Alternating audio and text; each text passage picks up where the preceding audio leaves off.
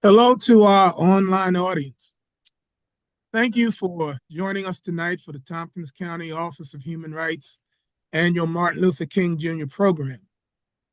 I am Ken Clark, director of this office.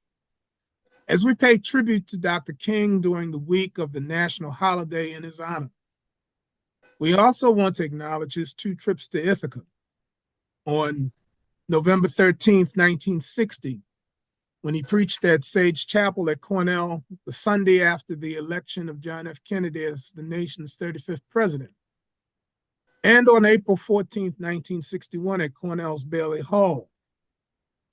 In Sage Chapel, there's a plaque that commemorates not only Dr. King's sermon in 1960, but also Martin Luther King Sr., Daddy King, and the sermon he delivered there in 1979. The late Dorothy Cotton, who lived in Ithaca for 36 years and directed the citizenship education program at Dr. King's Southern Christian Leadership Conference, unveiled this plaque in 2007 when she was the keynote speaker for the campus Community King commemoration. Seldom mentioned in public discussion of the King holiday is how Dr. King laid the groundwork for current demands for reparations. This current demand is rooted in a struggle that began with the unfulfilled federal promise in 1865 of 40 acres to each family of former slaves along the coast of South Carolina, Georgia, and Florida. The mule was a later addition. Cal, as in California, Matters states, reparation programs acknowledge and address harms caused by human rights violations such as slavery, segregation, or the systematic denial of fair housing, education, or employment opportunities. Dr. King wrote in his 1964 book, Why We Can't Wait, that something special, we could say systemic, had been done against African Americans for centuries. Thus, it was necessary to do something special, systemic, to level the playing field. This is the fundamental rationale for reparations. Dr. King wrote, it is obvious that if one entered at the starting line in a race 300 years after another person, and I paraphrase here, the late arrival would have to perform some impossible feat in order to catch up with one's fellow runner. A systematic redress of centuries of cumulative disadvantage based on racism, Dr. King argued, is no different than the land grants to farmers who fought in the Revolutionary Army, or the compensation granted to veterans of World War II known as the GI Bill of Rights. Special measures have always been accepted in principle in the United States, Dr. King wrote. Additionally, reparations, according to UCLA sociologist Marcus Anthony Hunter, are about more than money. Reparations demand acknowledgement, truth, systemic transformation, and genuine equity. Tonight's program connects Dr. King's demands for reparations with today's movement. Our guest speaker was mentored by Dr. King, was arrested with Dr. King, and Dr. King wrote a letter of recommendation for him to attend Crozer Theological Seminary, from where Dr. King graduated in 1951. Our speaker is also vice chair of the current California Reparations Task Force and involved in San Francisco's Reparations Task Force. He is a scholar, theologian, pastor, and activist. As a student at Morehouse College in the 1960s, he was one of 8 enrolled in the only college course Dr. King taught. A native of Jackson, Mississippi, he was also mentored by Medgar Evers, the legendary field secretary of the NAACP in Mississippi. From his teenage years to the present, our speaker has been a civil and human rights activist. He was part of the Atlanta student movement, comprised of students from 6 historic Black colleges and universities and 1 seminary in Atlanta during the Civil Rights Movement. He is the president of the San Francisco NAACP and serves on the board of directors of the National NAACP. As pastor of the historic Third Baptist Church of San Francisco since 1976, following pastorates in Minnesota and Pennsylvania. He established an Ethiopian refugee resettlement project that has sponsored more African refugees than any other church in the United States. Under his leadership, Third Baptist created an acclaimed after-school tutorial program, Back on Track, and the Charles A. Tinley Music Academy, named for a prominent pastor, hymn writer, and social activist of the early 20th century, based in Philadelphia. Our speaker was active in the anti-apartheid movement and co-chaired the Northern California Mandela Reception Committee, which hosted Nelson Mandela in Oakland during his first U.S. tour in 1990. And this is the condensed version of his biography. Our speaker is a graduate of Morehouse, Crozer Theological Seminary, and United Theological Seminary in Dayton, Ohio, where he earned a Doctor of Ministry degree.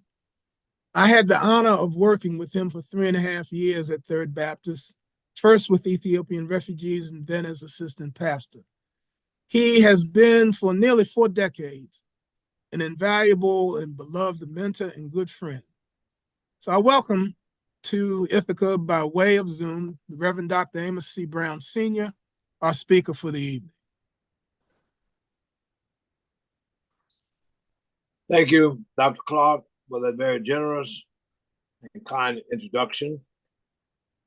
I must say that it is a pleasure that I cherish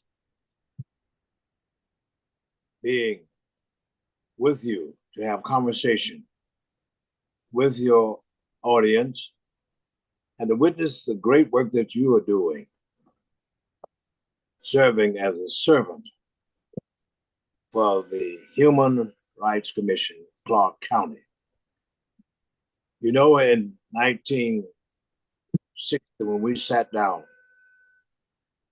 in Atlanta, we invited Dr. King to join us.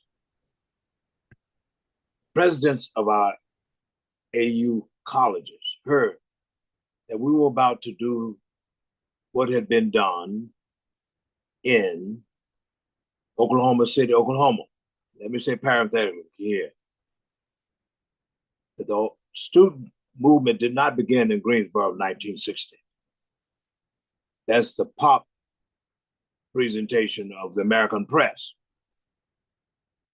The student movement of that era began in Oklahoma City, Oklahoma, when students from elementary to high school sat down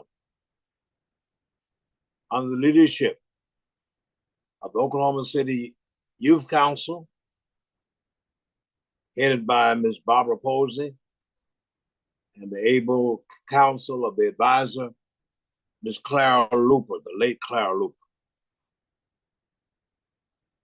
I cited all this to say that when the students in Atlanta decided they would try and do as had been done in Oklahoma and Wichita, Kansas, and Louisville, Kentucky, the college presidents called us together and said to us, young people, we don't mind you fighting for your rights. But at least before you sit down, let the world know why you are doing what you're doing. And it was Dr. Benjamin Elijah Mays, Dr. King's spiritual and intellectual mentor, who said, if you write the document explaining why you're doing what you're doing, I will raise the money to pay for your document to be published in the Atlanta Journal-Constitution. And from that suggestion, a committee of us chosen to craft that document. And I was the youngest student in the room. In fact,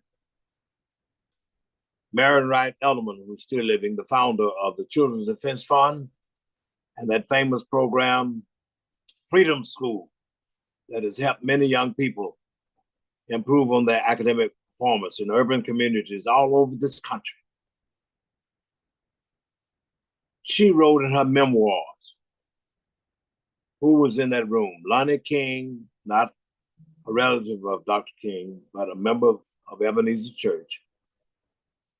Julian Bond, and she said explicitly, and a bright young NAACPer, Amos Brown.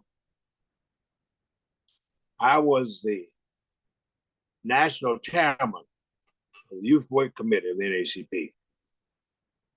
And in 1959, before I got involved in the movement and as a student at Morehouse, I presided in New York City over the national proceedings at the 50th anniversary meeting.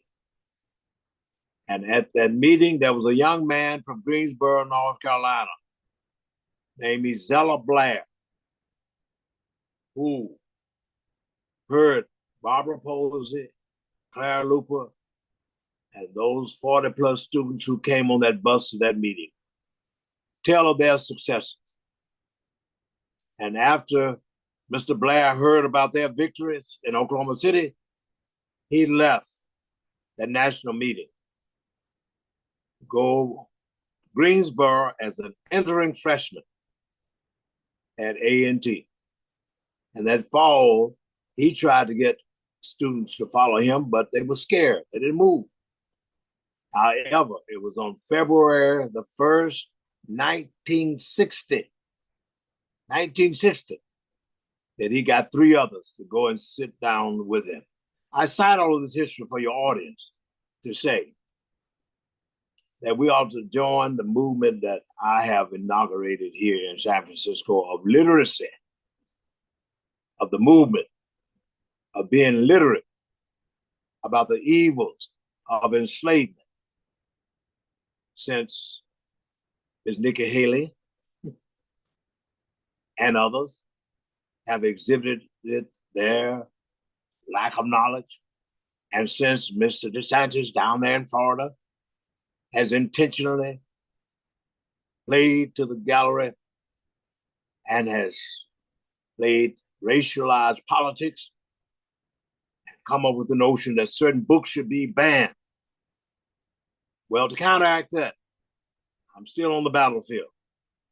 And with the Human Rights Commission here in San Francisco, on the 3rd of February, we're going to inaugurate this movement under the umbrella theme of learn, baby learn, read, baby read, and serve, baby serve.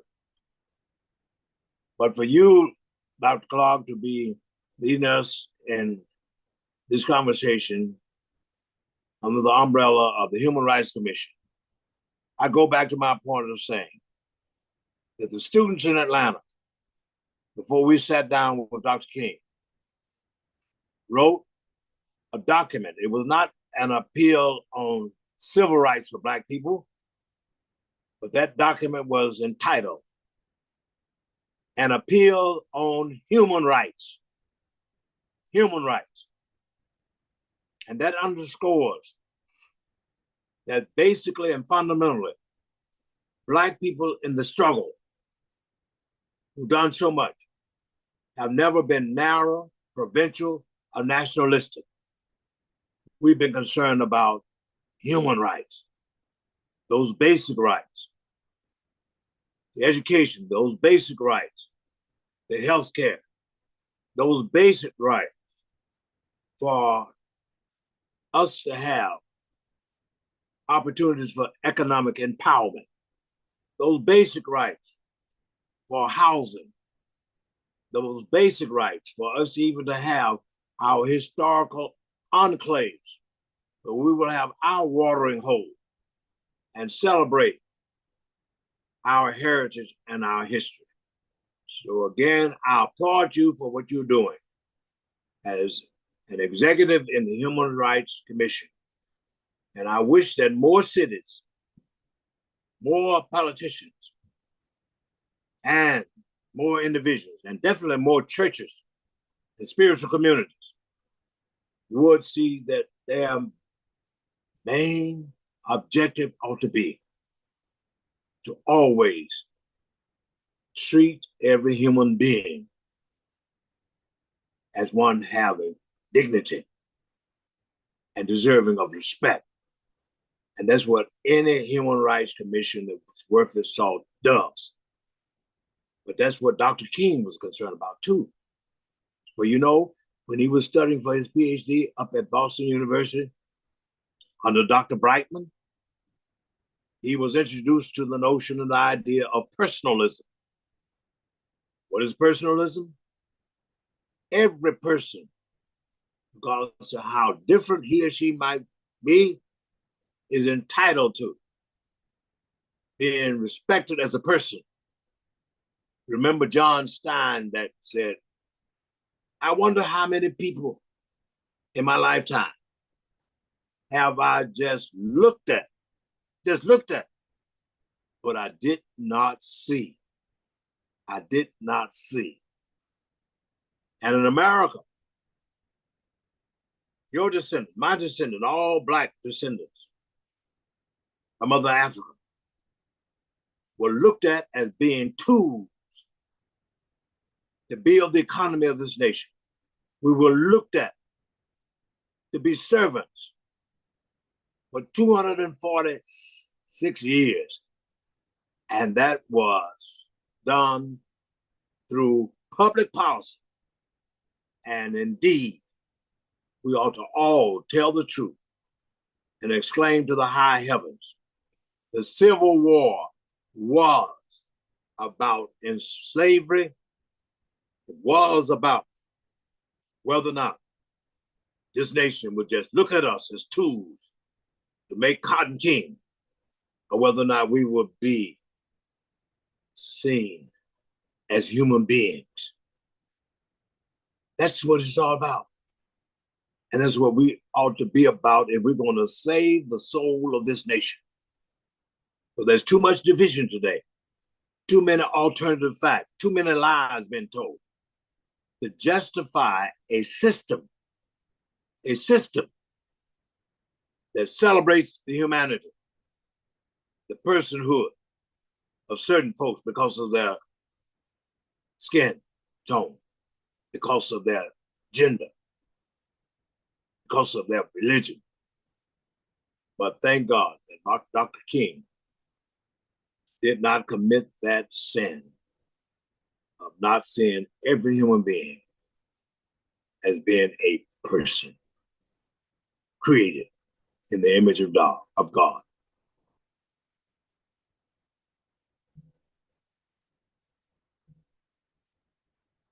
And I would say further, that's why he supported reparations way back in 1968. I heard him say in class, if America has organized into a system to do bad things and evil things against the Negro, it's our moral obligation to organize and to do good things with and for the Negro. Not many people quote that, but I heard it in class. And that's what he was about. And he contended that if we were able to do good things for other people under that Homestead Act in 1862, when whites received 160 acres, didn't pay for it, didn't pay one penny for it, given to them. And they were receiving that before we could get our 40 acres and later a mule, as you referenced. So there again, certain people were seen and they received help. They received assistance. But this nation has committed the sin of saying that Black people are tools to be looked at, but not human beings to be seen and worthy of receiving compensatory help for the wound, for the horrors, for the denials that we have gone through. That's what it's about. And you will find in all of the religions of the world that unifying dictum, whether it's Hinduism, Buddhism, or even Confucianism, Christianity,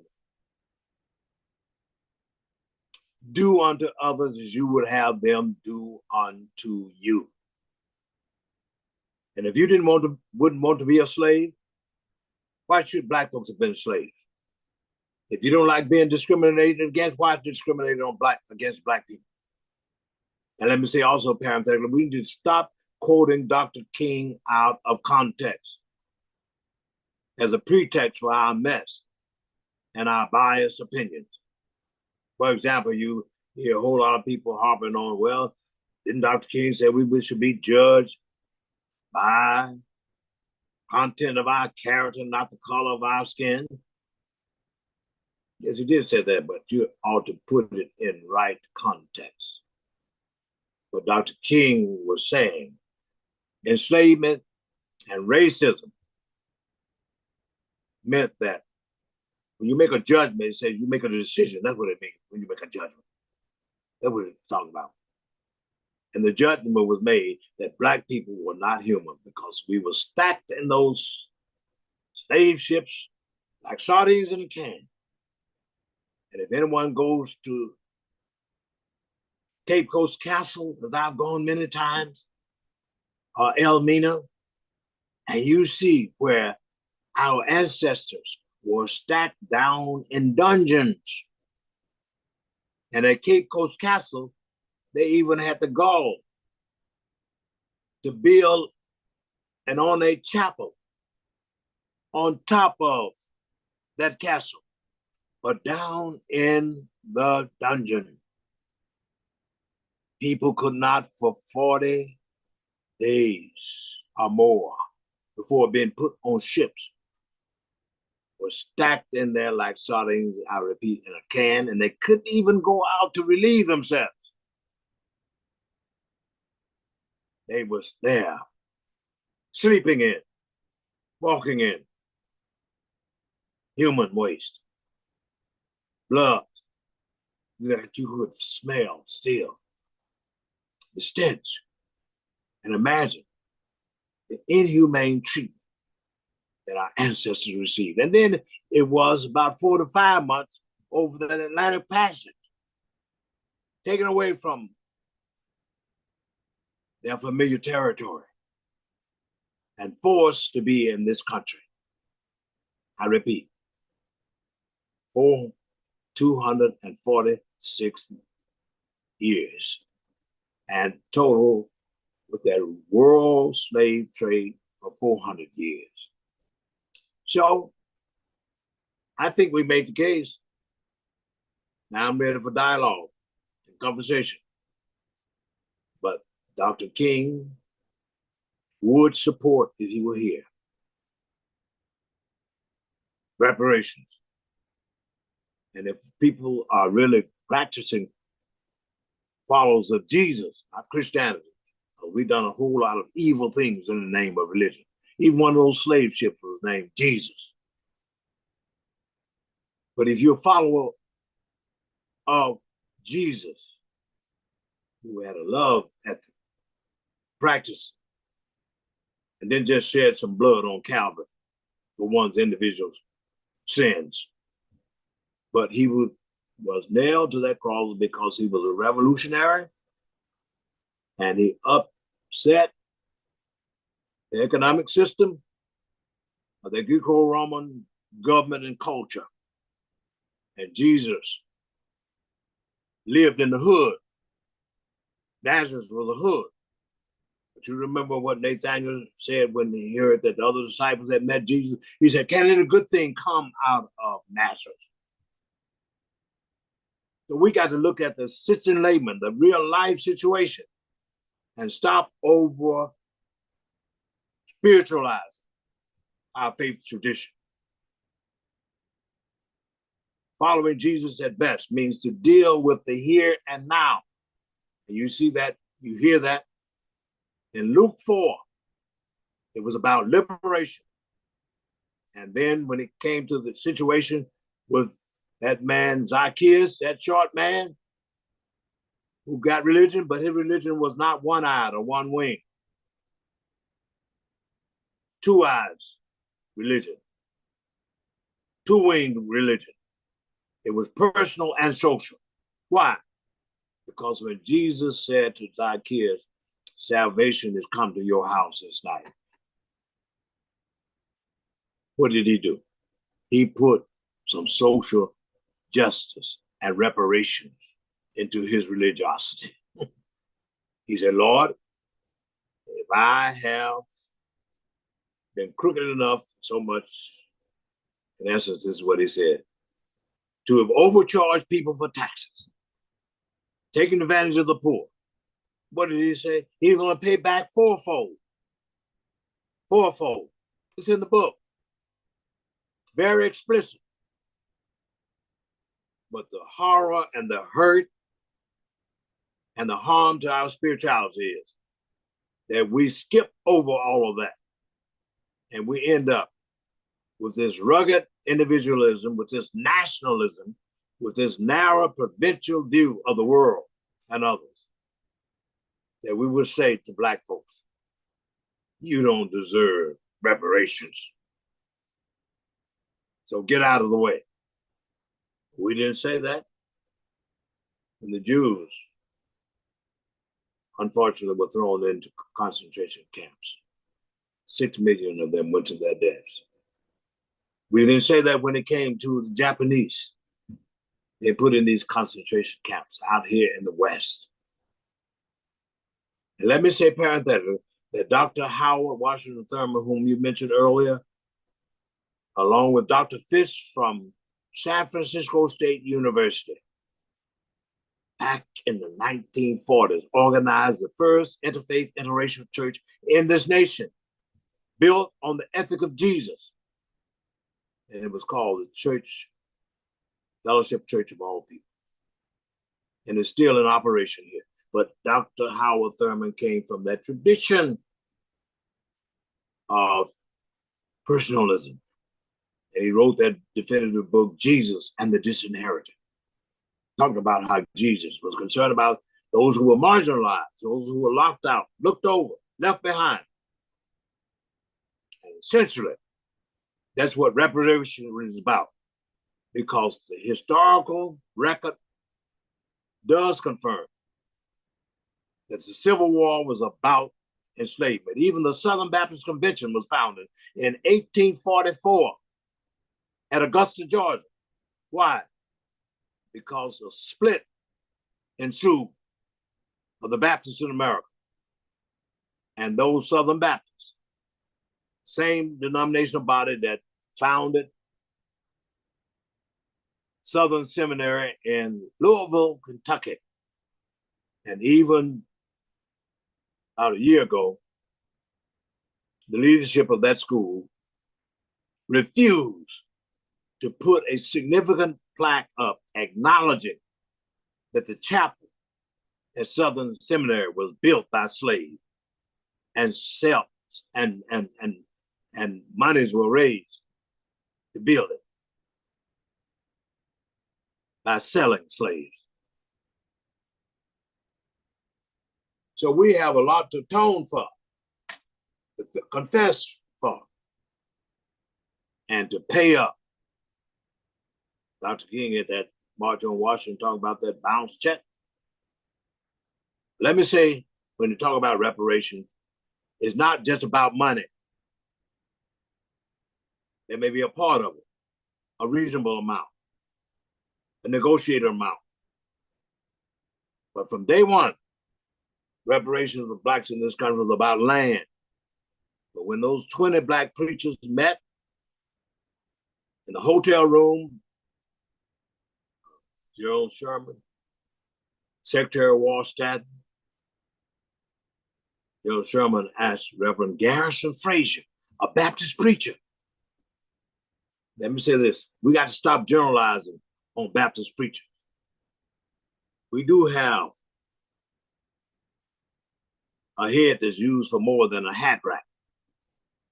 We are scholars. We are thinkers. But even those who maybe have not gotten to that point of studying their faith tradition systematically, they still have, like Jesus, been readers. That's who Dr. Benjamin Mays was. He was a scholar and a preacher. Mordecai Wyatt Johnson, who gave us Howard University, a scholar and a preacher, the first Black president of Howard University in 1926. And let me say parenthetically, you know who was supposed to have been the first Black president back during Reconstruction? John Mercer Langston, the great uncle of Langston Hughes, who wrote that little poem, that little ditty. It actually was a bit of a rap. He said, I swear to the Lord, I still can't see why democracy means everybody but me. But me. And it's been too much of but me in this nation when it comes to providing life, liberty, and the pursuit of happiness. So we need to get with it. National, as we did for the Jews. Germany paid for reparation, and they did it on installment plan. And America, under one Ronald Reagan, signed that measure that gave reparations to the Japanese. So, if we do it for others, why not do the same for Blacks? But we must remember, it's not always about money. It's about the low-hanging fruit. What is that? Our getting our fair share for educational opportunity, our fair share for healthcare, our fair share for housing, our fair share for even being sentenced for doing a crime. It's a shame that in San Francisco, though we are only 4% of the population, but when it comes to the jail population and the prison population in the contiguous counties, we are 35 to 40%. 35 to 40%, I repeat. And that's not because we are innately criminal. It's because simple math says 0 from 0 leaves 0. And the good book says you reap what you sow. And we ought to always remember that William Golden wrote that little book called Lord of the Flies. And many went to see it.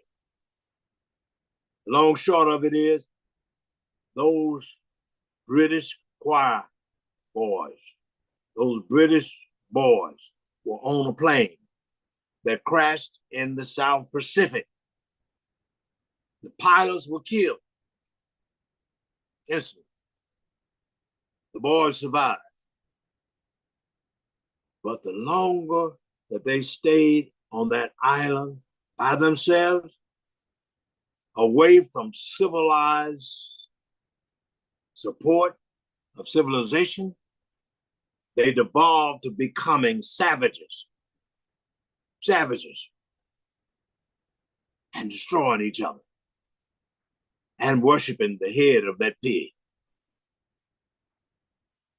That's what happens in Chicago, where you have a lot of violence. That's what happens in Oakland and San Francisco. Persons have been denied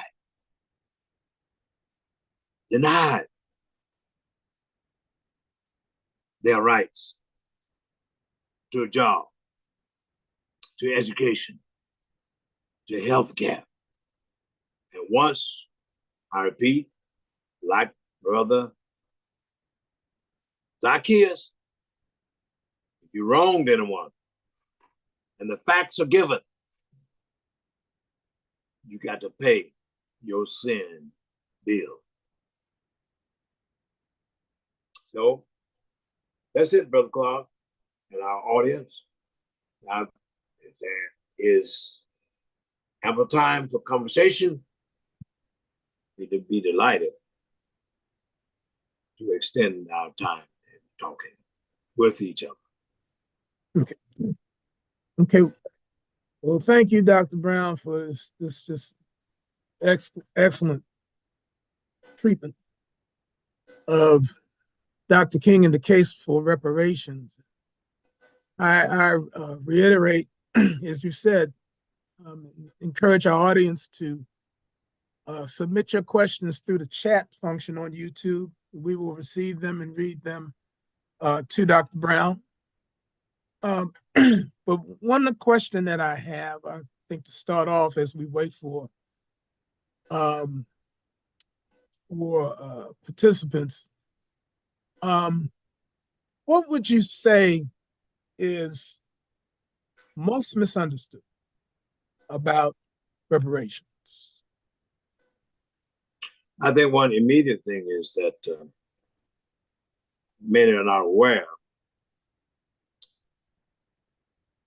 that whatever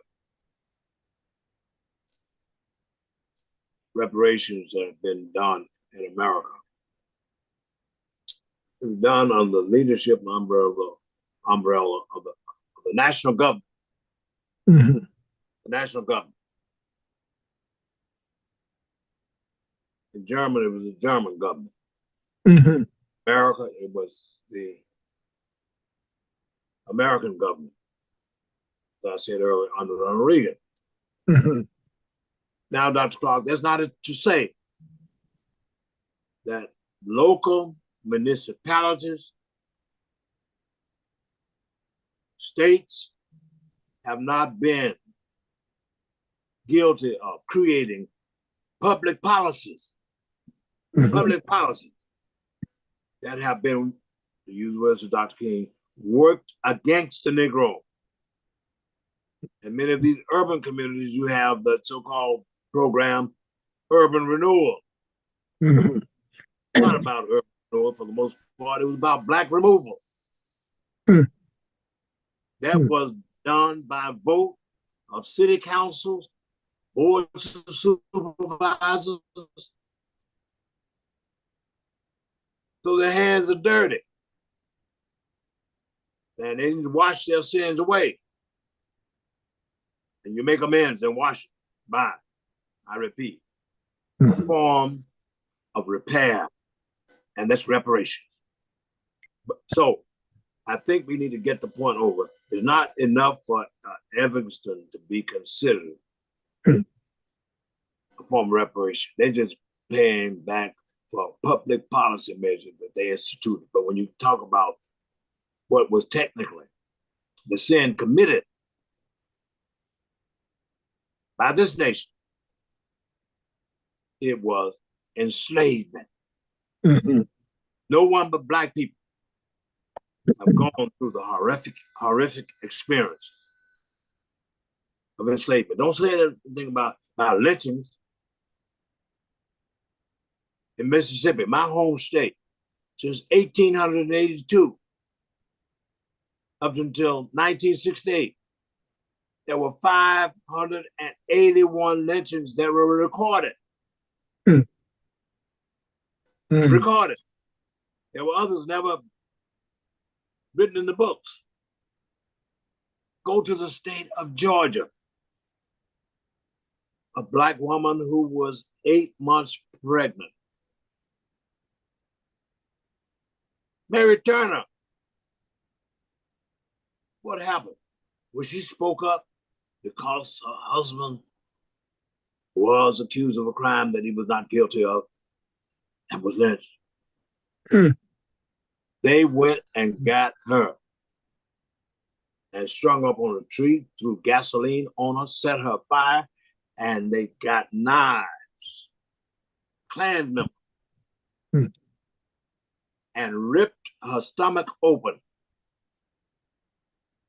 and even took pictures of the Klan members stomping the head and the body of the unborn child into the ground. That happened. But let me show you how this nation was complicit in that evil, then try to right the wrong. It took us over 100 years to get an anti-lynching bill. And that happened under this present president, Joe Biden, the Emmett Till anti-lynching bill. And you talking about horror and hell and hardship? Let me testify here. I got in the struggle that I've been in for now going on 70 years, starting as a youth, when I was so traumatized over picking up that Jet magazine and saw the mutilated head of Emmett Till. Emmett and I were the same age, 14, down in my native state of Mississippi. 14-year-old kid. But that same year, 1955, before Emmett was lynched, a Black Baptist preacher named Reverend George Washington Lee, who was also president of the Belzoni branch of the NAACP, a grocerman, and owned a newspaper. What happened? He was on his way home on a Saturday night from his store, and members of the Ku Klux Klan and the White Citizens Council shot his jaw off. You hear what I said? And then they lied and said that the bullets that were found in his body were from some tooth fillings. And he couldn't even get an ambulance to take him to the hospital. The Black community had to take him in a cab. His car ran into a widow lady's house and tore off the porch. Medgar Evers and Ruby Hurley cut their civil rights activism and first case to investigate. That was the lynching of Reverend George Washington Lee, a Baptist preacher. A Baptist preacher. And then come August the 13th, 1955. Lamar Smith, a World War I veteran, was on his way to deliver some absentee ballots at the courthouse in Brookhaven, Mississippi, Lincoln County, named in honor of President Lincoln. That was 10 o'clock in the morning, Dr. Clark. And then come November 26th, Amzie Moore, also one of the founders of the NAACP in the state of Mississippi, of that Belzoni branch, was in his grocery store. And again, the Klan members and members of the White Citizens Council shot him in his store. But thank God he was not killed that night. But he had to get out of town by night. And he fled to Chicago, Illinois. It was there in Chicago that he died in 1969. So you see, terror reigned throughout my childhood. Oppression was the practice then, and it still is now. Just the other day, they found all of these graves of Black bodies near a prison there in Mississippi. Mississippi down at the bottom when it comes to education, healthcare, because of the racist public policies of their state.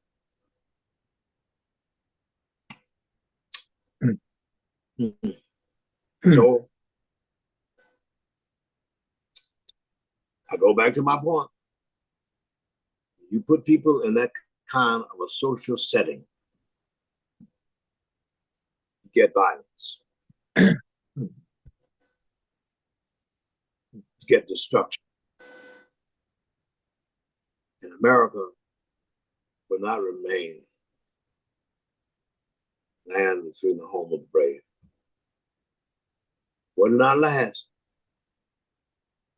This racism, this hate, this division, and this racialized politicking is based on lies.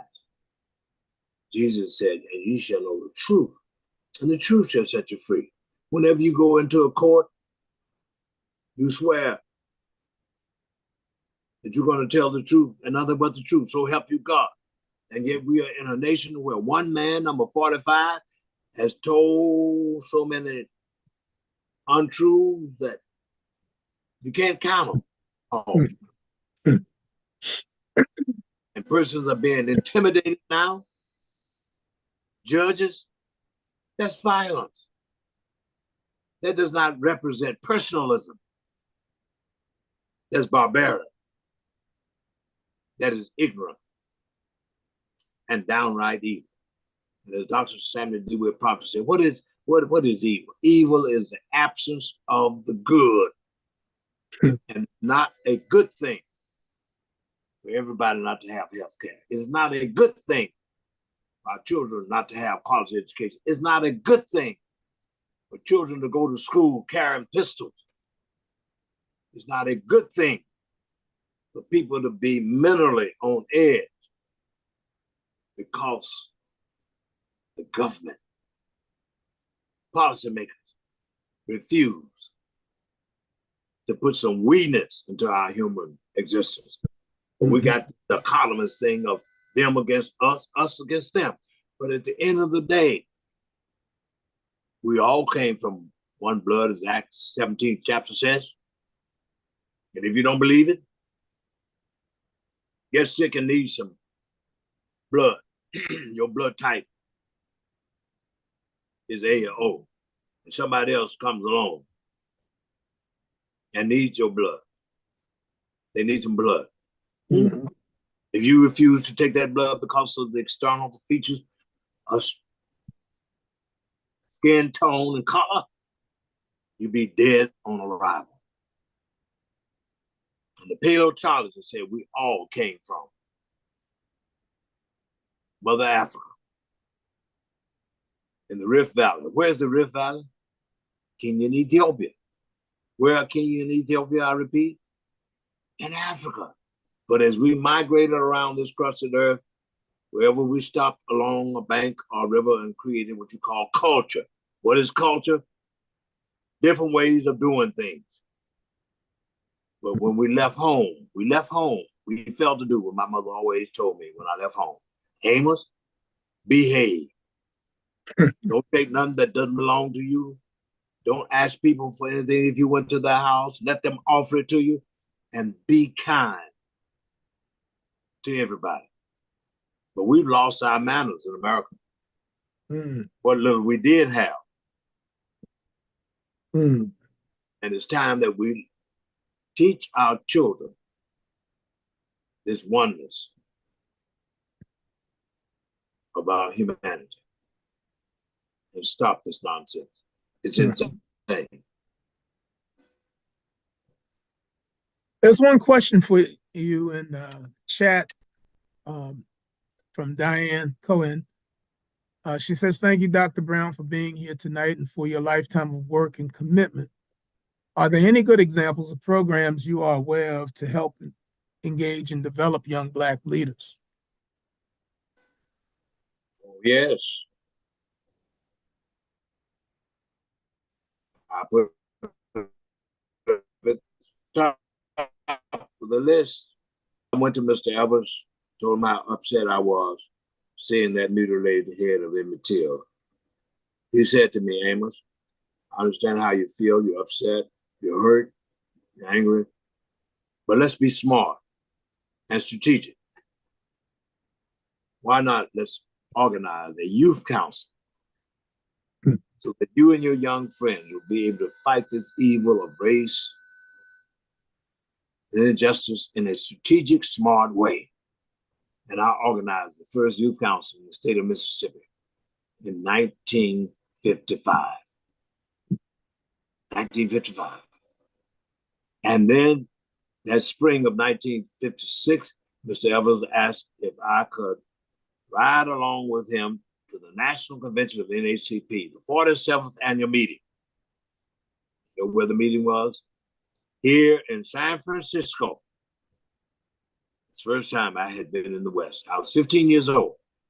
And it was at that great meeting where I met iconic personalities of the struggle, such as Ruby Hurley, Walter Reuther of the AFL-CIO, Thurgood Marshall, Clarence Mitchell from your hometown, Dr. Clark, Mm-hmm. Baltimore, the Mitchell family, Mm-hmm. Bishop Stephen Gill Spotswood, Mm-hmm. the AME Zion Church, Mm-hmm. the church of Harriet Tubman Mm-hmm. and Frederick Douglass. And see, many people don't know also, Dr. Rob, that Frederick Douglass was a licensed AME Zion preacher. Mm-hmm. He was not just an abolitionist, a fight against the slave system. He was a preacher of the gospel. And this is something that many need to learn and know about. Mm-hmm. And so that's one place, one base where we can treat our children. And then other thing we can do is in our churches, our faith communities.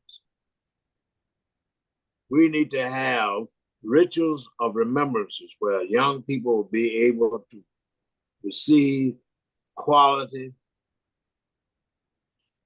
truthful teachings about history, about sociology, how you live as human beings.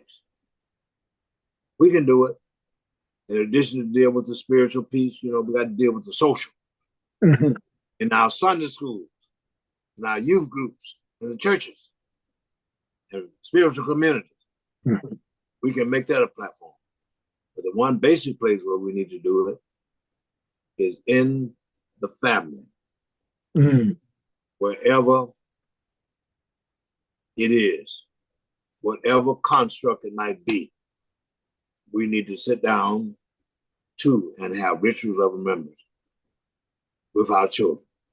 Do family searches and know that you came from somewhere. Mm-hmm. Have what's called in Ghana a Sankofa moment. Mm-hmm. Many know about that Sankofa bird. I have a walking cane that I use because I had this stroke in 2010 and this right foot is a bit slow, so I wouldn't fall and injure myself. But that cane that was given to me has a handle. It's carved by a gifted young African. And what is that handle? What's the form? It's of a bird that looks backwards in order to go forward with an egg in its mouth. What does the symbolism mean? It means you can have a future that's pregnant with possibilities unless you first look back and discover where you came from and what happened in your family, what happened in this nation. Mm-hmm. So that's my suggestion. What we can do to engage our young people. Also, too, you talked about earlier the freedom schools concept. Yes, and that's what Ms. Marion Wright Elman and others of us created in the Mississippi Delta back in 1964. Mm-hmm. In 1964, I was supposed to have been down there with Swarman, Goodman, and Cheney, and all others. I had, prior to that, done field work. I was a freedom rider too. 1961. along with John Lewis, James Farmer, Diane Nash, Bevel, Reverend C.T. Vivian. Huh? But what happened? After I finished Morehouse, I was awarded a scholarship to travel and study in West Africa.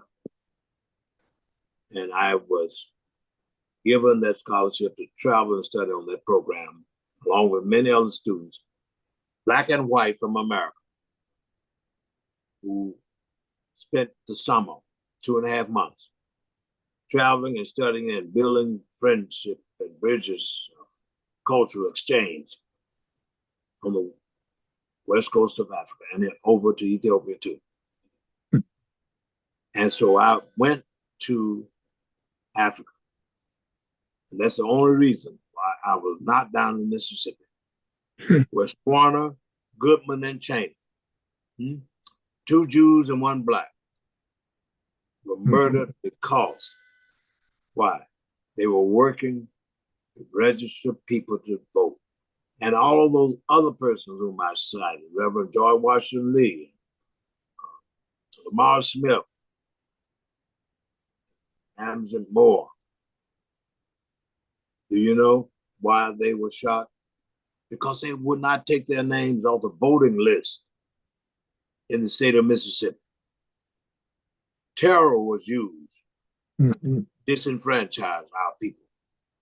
And right now, they're using slick schemes of gerrymandering, of telling people you can't even give a senior citizen some water if they're in line going to vote.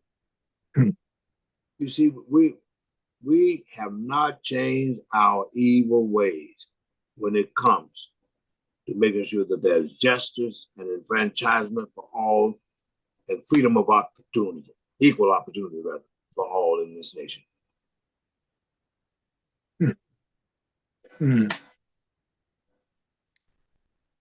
Okay.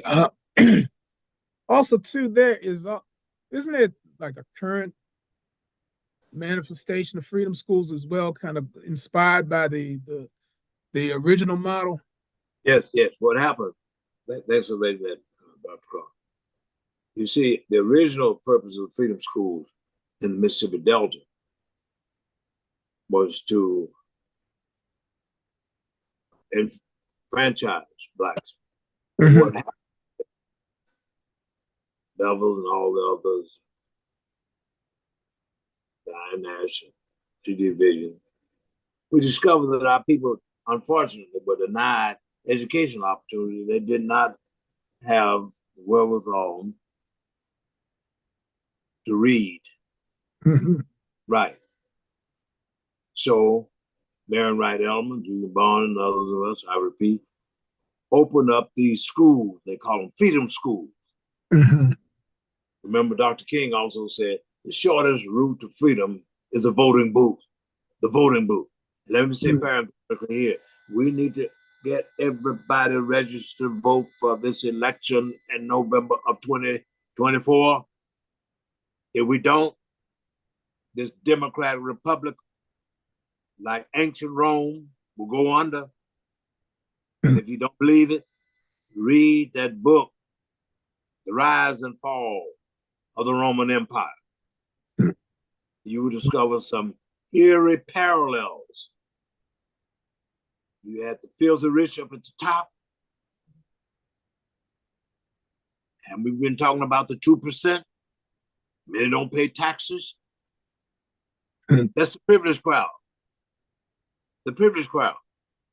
And then talking about how women are treated. You have folks telling a woman what to do with her own body. And they are not that much interested in the sacredness of life.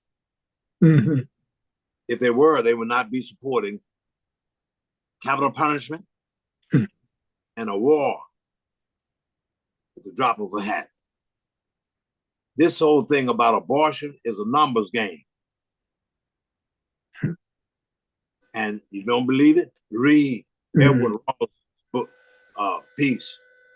1891, Dr. Clark was teaching down here at Stanford University, a eugenicist.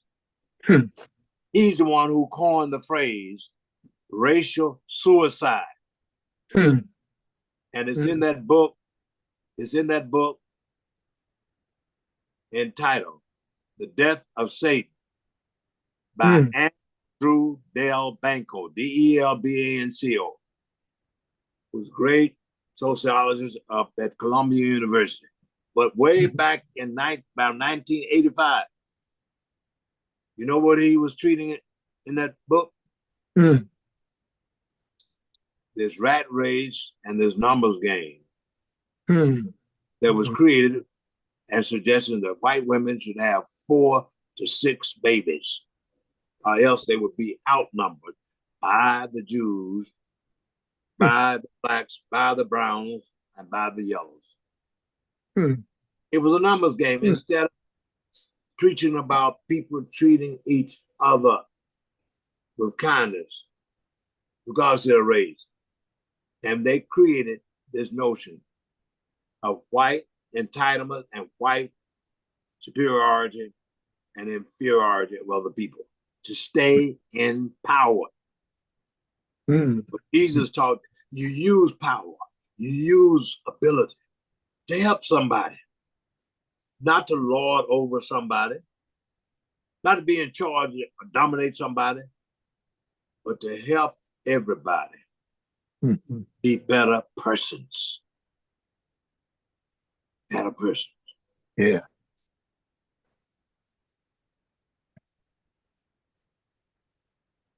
Well, thank you so much, Dr. Brown, for your time and for your effort and for your conversation with us this evening. And I want to thank our audience as well, and appreciate the couple of questions that came up, and one from one of our participants who said, "Thanks to Dr. Brown for sharing the perspectives of your life and studies."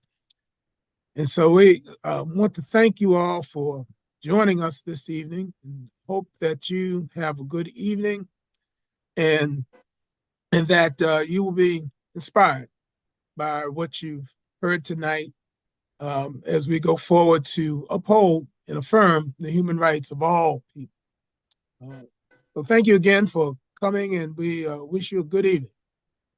Thank you, Dr. Clark, and good evening to everyone. Yeah.